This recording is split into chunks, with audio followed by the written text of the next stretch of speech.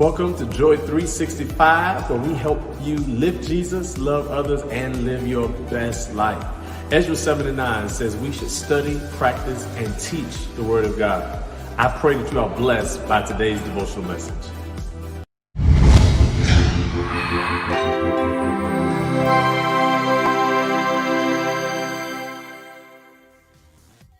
Kind of doing this Lenten season is we've been looking at this cross scene because, Jesus could have just died, right? The wages of sin is death.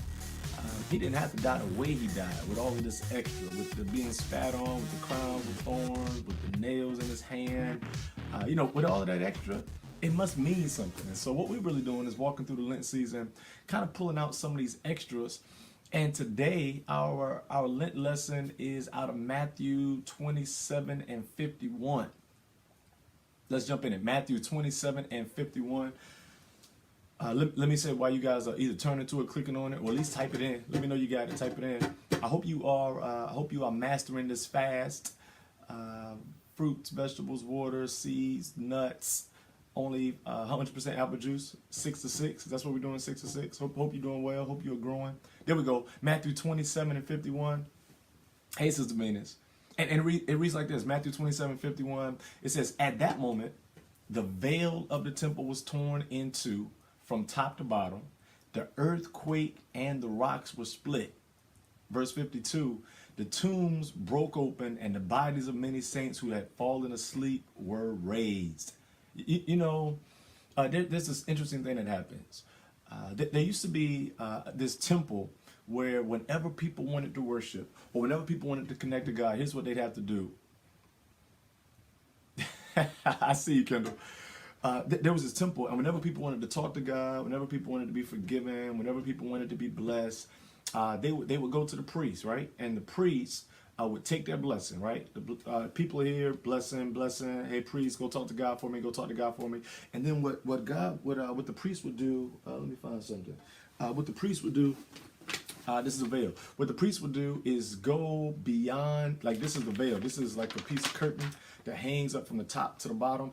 And what they do is the priest would go behind the curtain, almost like the Wiz in the Wizard of Oz. Y'all remember that? We'll have to see the king, right? So we'll have to see the wizard. And what the priest would do is talk to the people. The people say, hey, here's what I want to do. Here's what I want forgiven. Here's what I've been dealing with.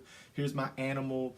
And then the priest would go behind the veil and do the God thing, right? Offer up the sacrifices, burn the incense, wash his hands in the water, have the candles lit, commit the sacrifice. And then the priest would come back from behind the veil and then tell the people, this is what the Lord has said. The Lord has forgiven you. Go in peace, right? And what happens during this Calvary crucifixion scene, somehow, some way, is, I don't know if I can share this. I think I might need it. Is Jesus is dying on the cross with his hands nailed, feet nailed, and God gives us access. Here's what happens. He takes the veil. So people are used to having to stop here. They can never really get fully to God. They stop here. They can never get fully to God. They always have to stop here. And they can never get fully to God. And he just tears the veil so that the veil is now open, and it's like a doorway.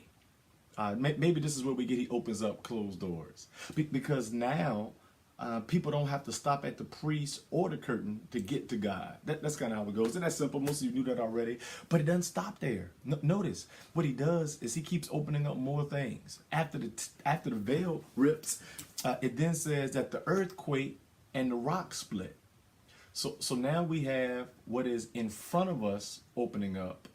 And we have what is under us opening up, so that we have access both vertically, right, and we have access horizontally.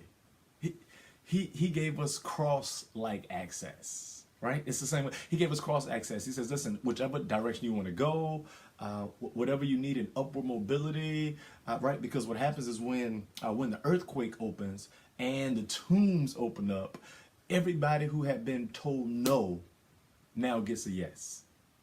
Have you ever been told no? Have you ever had a dream, a goal, an aspiration, a desire, or some pleasure, and the answer was no? No, not right now. I'm not even talking about from God. I'm talking about from people. No, you're not qualified.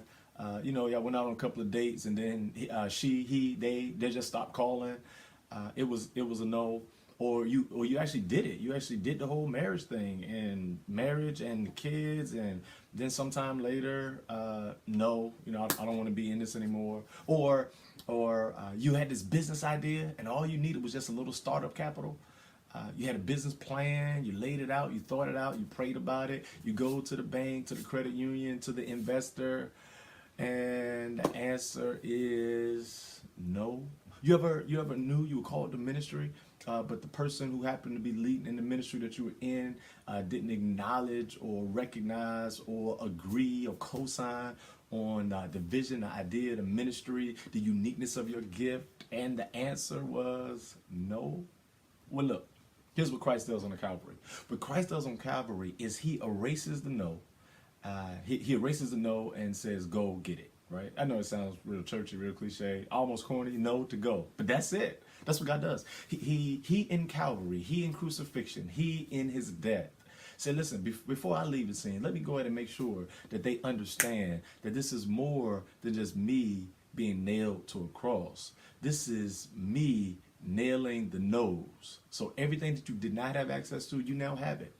In the same way that the civil rights movement allowed minorities access to water fountains, restrooms, restaurants, and voting booths, Christ's death on the cross gives the Christian access to everything and anything his or her hearts will desire.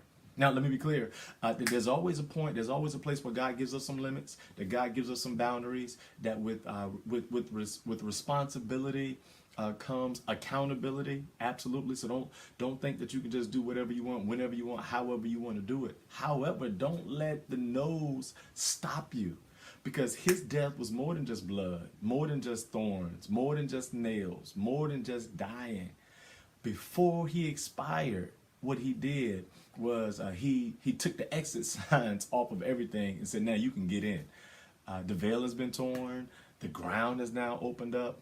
And if you go and read it, verse 52 is really interesting, because it says those who had died, they actually came up out of the grave. They woke up, right? I think that's funny that they woke up, because, we got all of this new lingo, like stay woke, as if that's new. That's not new.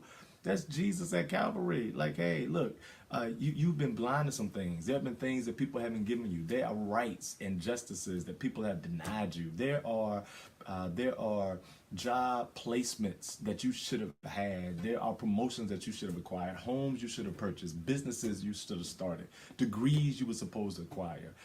There are ministries you were supposed to launch. And just because you were denied them by people doesn't mean that you've been denied them by the divine. God says, stay woke. Matter of fact, get up. Go get it.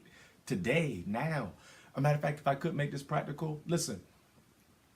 Go and do something today towards the dream you had yesterday. Yes, last month, yesteryear. Whatever it is that you've suppressed, whatever it is you push back, listen, this Lenten season is a reminder that God has given access. Access granted. Veil has been torn. Earth quaking. Rocks have split. Tombs. Oh man. Gosh, I try not to preach during this little Devo, but it get really exciting to me, because he opens up tombs. That means things that were dead have now been resurrected. And we're talking about before he gets up. He's going to get up 3 days from now. But before he gets up in 3 days, he's telling you that whatever you have that has died, that you have buried, that you have suppressed, that others said you cannot have, God says, I'm raising it up now. Access granted. Go get it. And I think all of us have had enough no's, enough not you, enough somebody else, but you won't have it type experiences in life. The Lenten season says let go of the no and go after what God has placed in your heart. And you know how the story goes. He continues on, and he does die too. Here's the key: even after he dies, there's this group of women, Mary and the crew. They go to see Jesus, and they ask this question in their mind. They're like, "Hey, when we get there, who's gonna roll the stone away?" Guess what happened? When they showed up to the tomb, God had already rolled the stone away, because even what they had in their mind, what they had thought about as a challenge, as a barrier, as a gate, as a door, as a boulder was not bigger than God's ability to give them access. So they go in, right? They walk straight into the tomb. Here it is. Here's a big point. And when they get inside, they receive more than what they could think or imagine. I don't want to spoil it. That's tomorrow. Tomorrow we'll talk about what was in there. But today, know that there's something there. There's something on the other side. The other side of the veil, the other side of the stone, the other side of the door, the other side of that degree, the other side of that certification, the other side of the business start. Look, what God is doing in you is not just for you. What God is doing for you is going to bless so many people after you. That's why he granted you access. You are just the Esther that will save the family. You are the Daniel that will put prayer back in places that it has been removed. You are the Noah. And when you and your small group get in the ark, then you actually start a whole new generation. You change the stars for your family and your job, your place of employment, the business you own. You are the beginning of something great. You just got to get to the other side. Access has been granted. God, I thank you so much. I thank you for thinking so much of us that in your dying days, you wanted to give us the highest quality of life. God, we were so content having to talk to preachers and bishops and pastors and apostles to get access to you. But, we're learning now that you've given us that access, that you provide them as guides, that you provide them to help walk alongside us, to help lead us. But at the end of the day, God, we can get to you. We can get to you. We can walk through your blessings. We thank you for the mentors and the leadership that you have given us. We praise you for those who walk closely with you on a daily basis so that we too can walk closer with you. But God, the access you gave us, we want to take advantage of now. We don't want your dying to be in vain. We don't want the work that you did at Calvary to be lost as some historic fact. But God, we want to make it relevant for today. So I pray for courage. I pray courage to go forward. I pray courage to take steps of faith. I pray for courage to go after it with or without the financial resources. I pray, God, for courage to speak life, to be able to articulate again some of the dreams and goals that we let other people talk us out of. I pray today, God, for courage to walk through the doors that you have. God, that's our prayer. Until you meet us here again tomorrow morning, for others maybe this evening in their own personal Bible studies, we want you to know that we do as much as we can to stay close to you and act as you have us. This is our prayer. Use us as you do. Hey, listen, you guys have a great day. Be blessed. And go ahead and walk through that door and see what God has for you. Have a great day. Thank you all so much for joining us for our morning devotional. We pray it blesses you. Now, remember, faith without works is dead. Be not just hearers of the word, but be doers, and have a blessed day. Remember, this year, intentional increase for 2022. More than what you get, it's about what you do.